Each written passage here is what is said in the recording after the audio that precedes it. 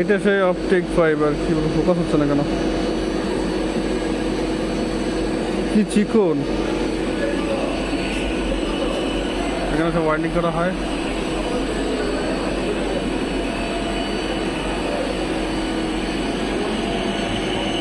এই যে কেবলসের এইগুলা এখান থেকে আপনার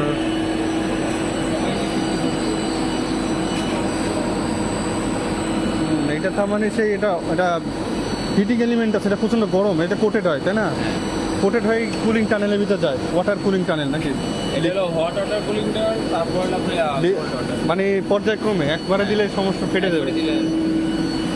আচ্ছা, শুরুতে যে গরম জিনিসটাকে আমি ঠান্ডাতে ঢুকে দিই তখন তো এরা সব অপটিক, হ্যাঁ।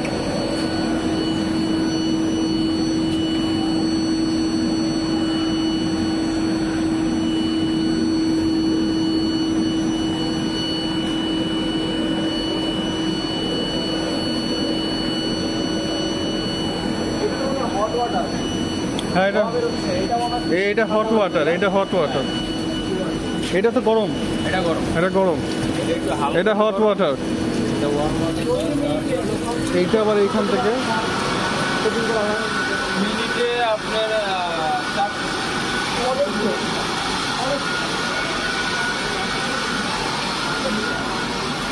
দেখি এটা কোথায় যায়। ওয়াও, এখানে রোলিং হচ্ছে। এই যে এই কেবেলটা মানে এই কোটেড কেবল, এটা এখান থেকে এসে সরাসরি রোলিং মেশিনে বা রোলারে রোলিং হয়, রোল হয়ে তারপর এটা প্রোডাকশন, এটা বলতে গেলে ফিনিশ।